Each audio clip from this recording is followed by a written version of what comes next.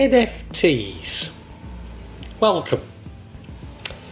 As a Muslim, I believe that the thing I must avoid more than almost everything is usury. Yes, I believe that making money out of money to be a greater sin than eating pork, drinking alcohol, and adultery. Although accept that shirk is the greatest sin, as you may have heard, I see shirk somewhat differently to those Muslims who shout the loudest about it. So I see it as about acting godlike, much more so than about graven images. My concern about usury means that I'm very concerned about what I see as the rapid advancement of virtual accumulation.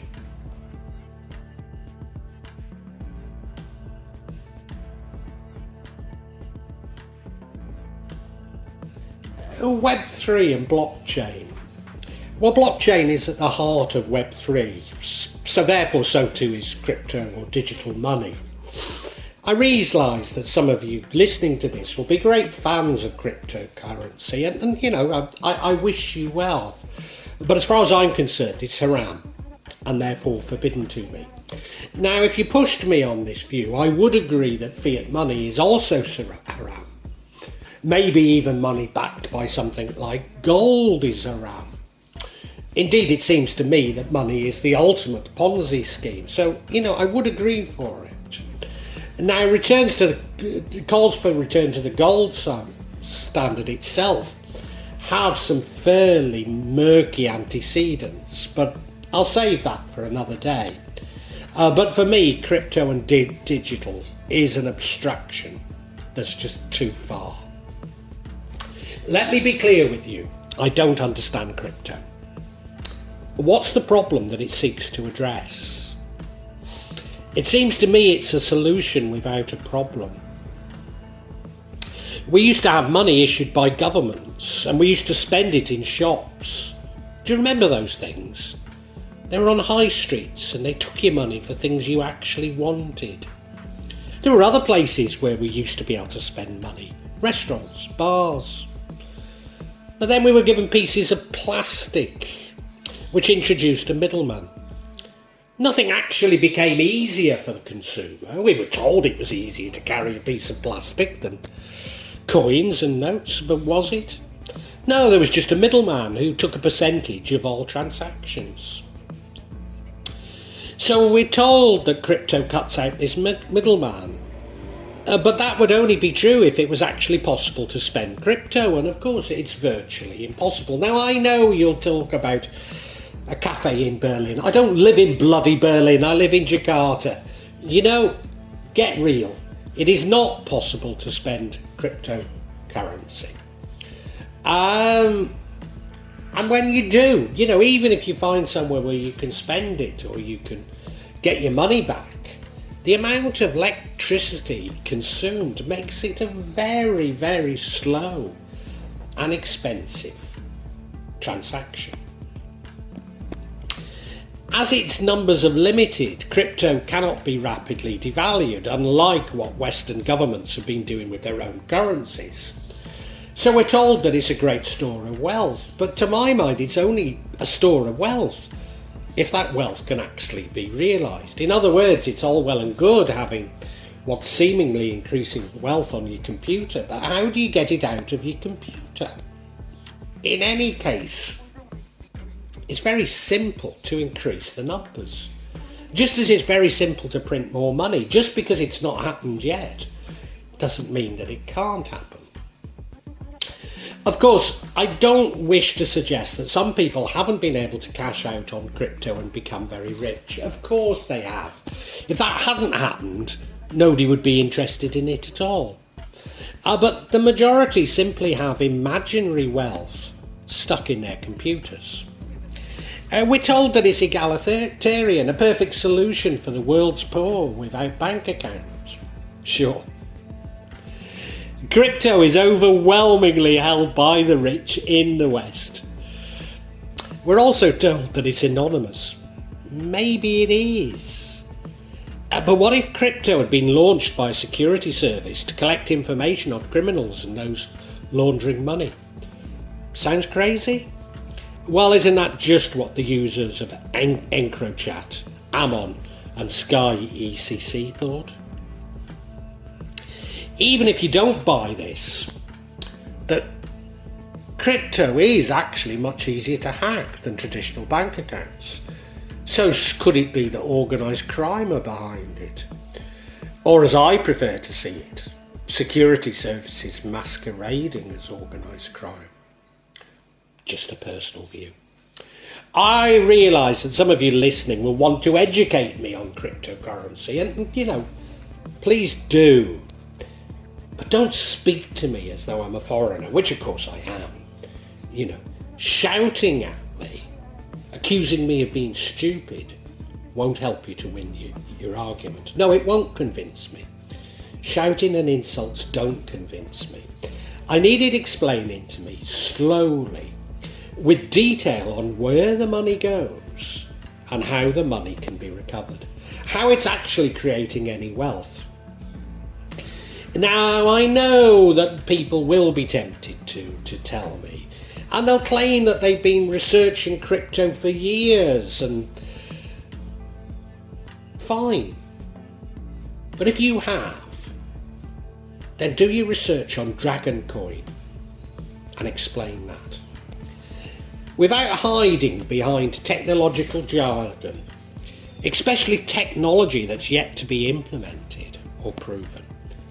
Now, I do welcome your comments, but please think about what you're saying.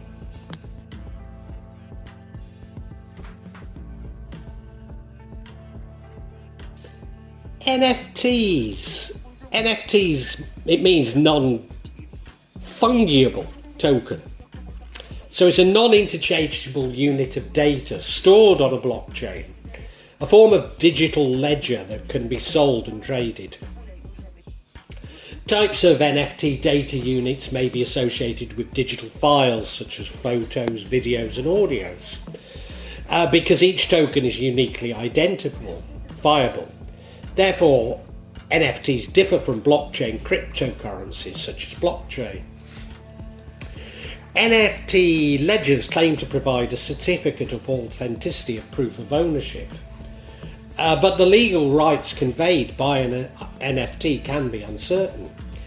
NFTs don't restrict the sharing or copying of the underlying digital files, so they then don't therefore necessarily convey the copyright of the digital files, and do not prevent the creation of NFTs with identical associated files.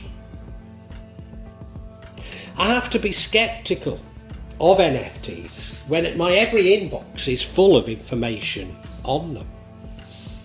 Does that remind you of anything else recently? I wonder.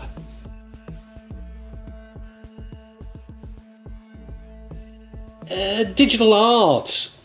High-profile auctions of NFTs linked to digital art have received considerable public attention. The work Merge by the artist Pack was the most expensive NFT, with an auction price of, good heavens, $91.8 million. And every day is the first 50,000 days by artist Mike Winkelmann, known professionally as Beeple, the second most expensive, $69.3 million in 2021.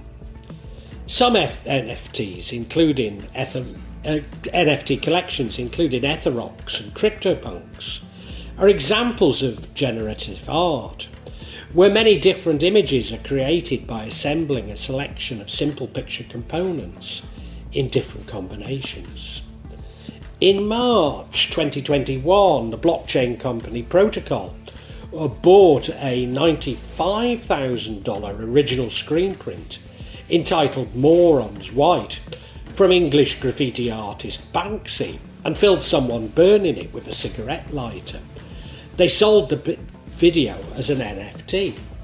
The person who destroyed the artwork called themselves Burnt Banksy, described the act as a way to transfer physical work of arts into the NFT space. Very odd. But this masks the vast majority of NFTs being valued below the transaction cost of creating them. Analysis of NFT markets in March 2021, in the immediate aftermath of Beeple's Everyday's The First 50,000 Days, found that most NFT artworks were selling for less than $200, with a third selling for less than $100. Those selling NFTs below $100 were paying platform fees of between 72.5 and 157.5% of that amount. On average, the fees were 100.5% of the price, meaning that artists were on average paying more money in fees than they were making in sales. Furthermore, these celebrity artworks are very difficult to authenticate and can readily be copied. A seller posing as Banksy succeeded in selling an NFT supposedly made by him for $336,000 in 2021, with the seller in this case refunding the money after the case drew media attention. By April 2021, demand subsided, causing prices to fall significantly. And now, given what I've said about the difficulty in realising the value of cryptocurrencies stuck on your computer, isn't digital art the perfect scheme for someone wishing to monetize their cryptocurrencies? And indeed, you don't need to do much digging to find out that's exactly what it is.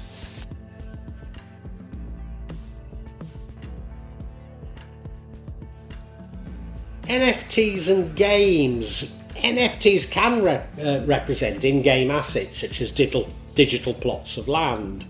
Some people describe these as being controlled by the user instead of the game developer, and they can be traded on third-party markets without permission of the game developer.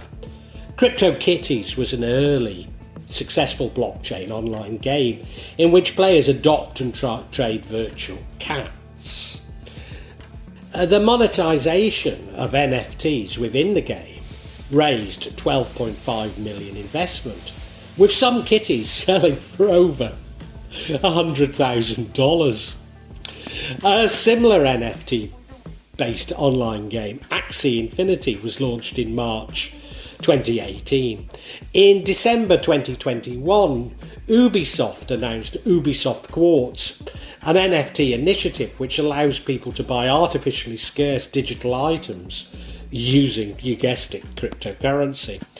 In November 2021, Morgan Stanley, who else, published a note suggesting that this could become a multi-billion-dollar market by 2030. Now, given there's an initial investment required to play these games, such as buying kittens, there is money to be made.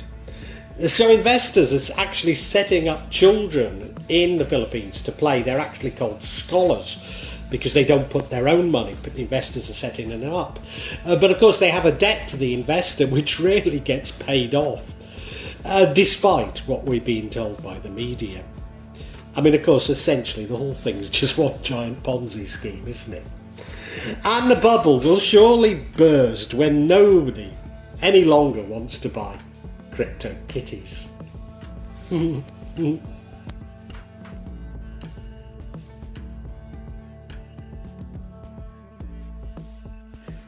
Other applications and thoughts. Well, it should come as no surprise that NFTs have also been used in the music and film industry, essentially selling content as NFTs, but the same concerns apply as to digital art.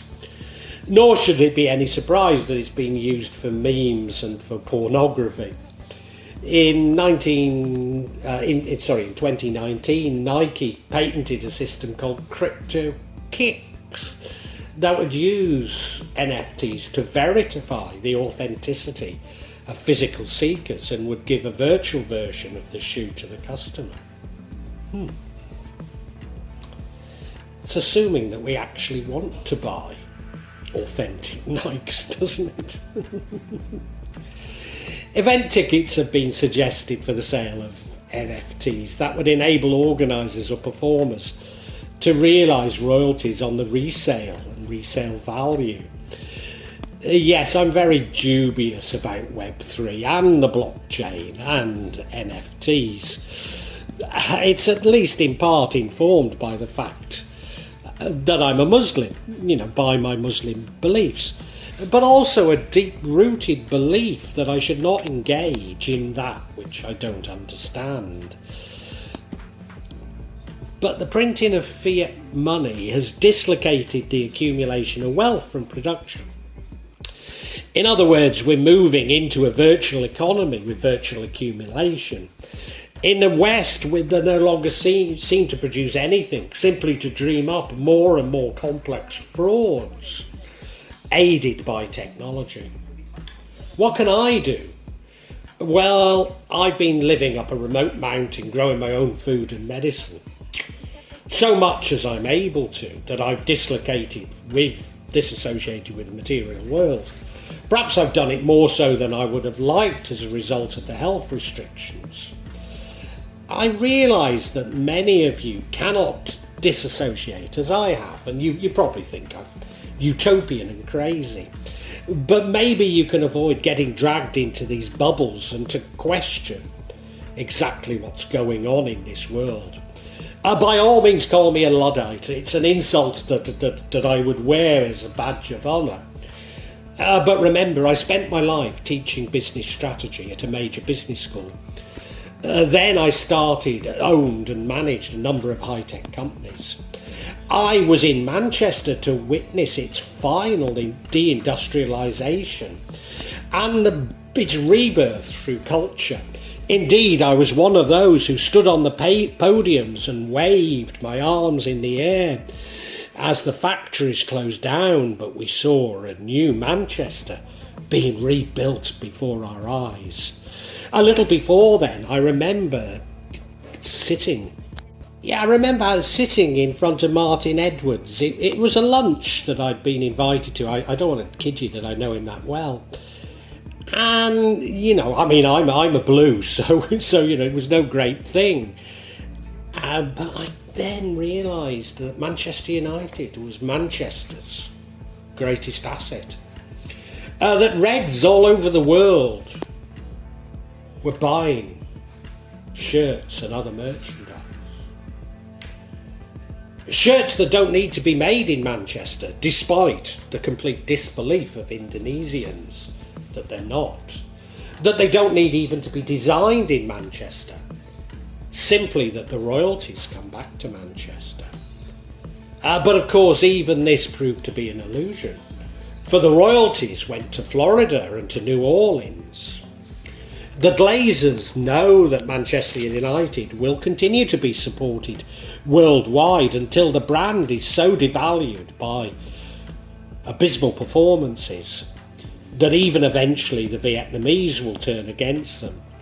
So the Glazers get richer and richer, and their fans in Vietnam become more and more desperate to acquire shirts made in Thailand that they actually believe are made in Wythenshawe.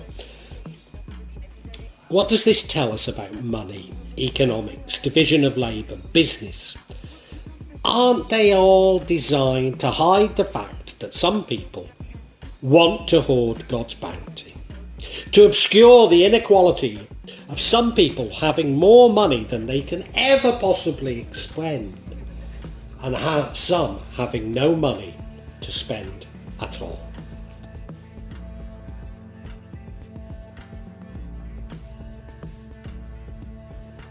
Well, I really hope you've enjoyed this vlog, and that, not only got something out of it, but provoked thoughts. I'm not here to push my beliefs, my thoughts on you, only to open up your own thinking, get you thinking about the world and life. When I started The Real Magic of Java, I believed that I'd only release them every month or maybe every 2 months.